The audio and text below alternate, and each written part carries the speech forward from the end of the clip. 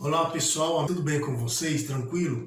Eu sou o Gilberto Varão, hoje estou me apresentando dessa forma, pessoal, mostrando meu rosto para que vocês possam me conhecer. Nos vídeos passados eu me apresentava só com áudio e agora estou mostrando essa carona feia aqui para a gente criar uma interação. Se vocês quiserem que eu continue falando me apresentando desta forma, deixem aí nos comentários, beleza? Então, pessoal, fazendo só um resumo aqui rapidinho sobre mim. Desde pequeno gostava de história, sempre quis fazer história. Aos quase 50 anos concluí minha faculdade de história, mas por conta da pandemia, da Covid, não fiz o concurso ainda e eu tenho os meus vídeos aqui no canal Toy História.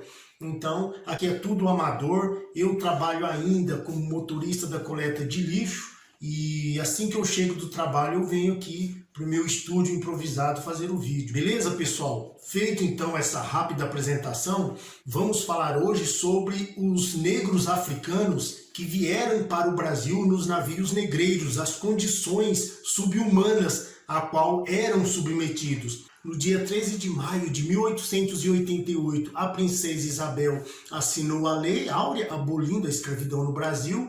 Fazem 135 anos, né, algo assim, mas para os negros, os descendentes dos africanos escravizados, parece que foi ontem. E hoje vamos voltar um pouquinho no passado, vamos descer a costa da Espanha e Portugal ali, atravessar o Estreito de Gibraltar e nos concentrarmos na África, na costa da África, onde os negros eram embarcados ali pelo Oceano Atlântico. Beleza, pessoal? Eu vou lendo aqui para criar uma interação entre a gente, tá bom? A imagem é ruim, pessoal, vocês me desculpem, mas eu vou melhorar. Estamos com 500 inscritos, pessoal. Vocês podem me ajudar a chegar nos 1000? Pode ser? Se inscrevam aí no canal, tá bom? Obrigado, viu? Vamos falar sobre a viagem deles nos navios negreiros. Esses navios eram embarcações que fizeram a travessia do Oceano Atlântico transportando mercadorias para troca no continente africano com homens e mulheres deste continente para as colônias europeias no Novo Mundo. Esse modelo de negócio ficou conhecido como comércio triangular, cuja principal atividade era o tráfico negreiro e um dos negócios mais lucrativos naquela época no mundo. Os escravizados africanos foram retirados do seu continente num processo conhecido como diáspora africana, mas diferente dos europeus, para os negros escravizados era um novo mundo de escuridão, incertezas e tormento. Era uma viagem literal ao inferno. Os maus tratos começavam mesmo antes do embarque desses navios. Eles ficavam à espera no momento da maldita viagem em condições precárias e eram levados por embarcações pequenas até o navio negreiro. Homens brancos compunham a maior parte da tripulação do navio. O lugar destinado aos escravizados era o porão dos navios, onde muitas das vezes viajavam amontoados e acorrentados uns aos outros, mas não durante a viagem toda. Em algum percurso, em algum tempo, algum momento, eles eram retirados, trazidos até a parte de cima, né, onde estava a tripulação, para que fizessem exercício, se exercitassem, para que não atrofiassem os seus músculos, os seus nervos.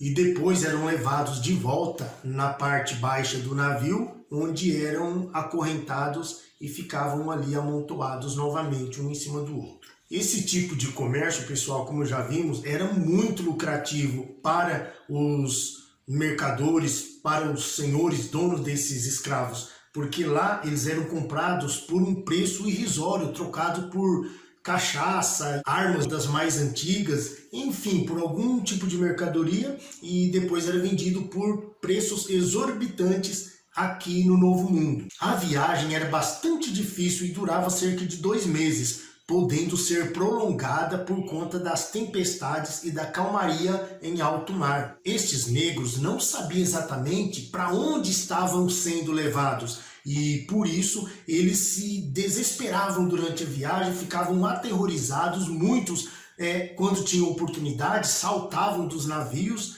e morriam afogados. Para eles, morrer afogados era menos pior do que viajar ao inferno literal, para um lugar que eles não conheciam e que sabiam que poderiam morrer até o final da viagem ou depois que desembarcassem em terra firme. Então era melhor cometer, entendeu? Mas seguindo aqui, pessoal, as condições dos navios eram precárias, sem ventilações nos porões, onde passavam boa parte do tempo sem qualquer tipo de higiene. A alimentação era bastante restrita e recebiam pequenas porções de farinha e carne seca e um pouco d'água potável, que era rara até mesmo entre a tripulação, quanto mais entre esses negros. Para garantir o lucro do negócio do tráfico, a superlotação foi constante nos navios negreiros. Nesses porões eram separados, de um lado ficavam os homens, do outro lado, mas todo mundo junto, as mulheres e crianças. O enjoo e o mal-estar era constante, os dejetos eram deixados ali, mesmo onde esses negros estavam. Então o odor era forte demais.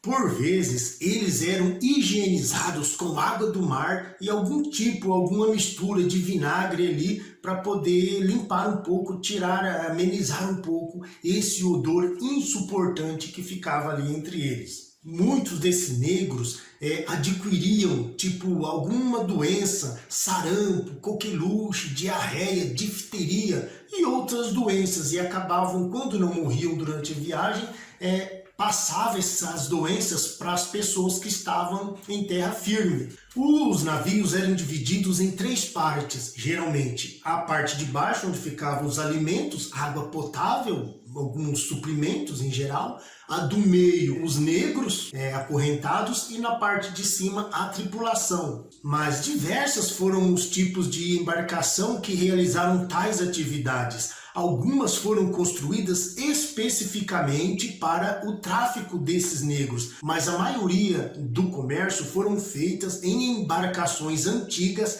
adaptadas para o transporte. Aí você imagina só como era a situação desses negros.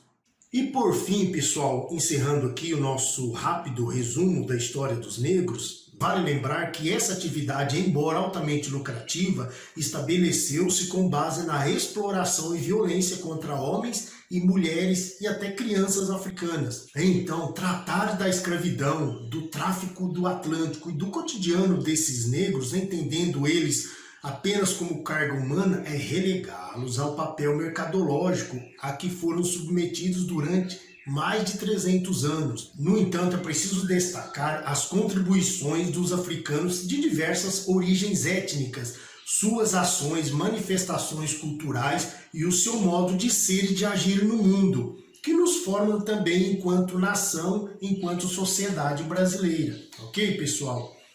Se vocês gostaram desse conteúdo, desse resumo da história dos negros nos navios negreiros, deixe aqui o seu like, se inscreva no canal e deixe um comentário. E eu te espero já no próximo vídeo nosso aqui do canal Toy História. A todos vocês, muito obrigado.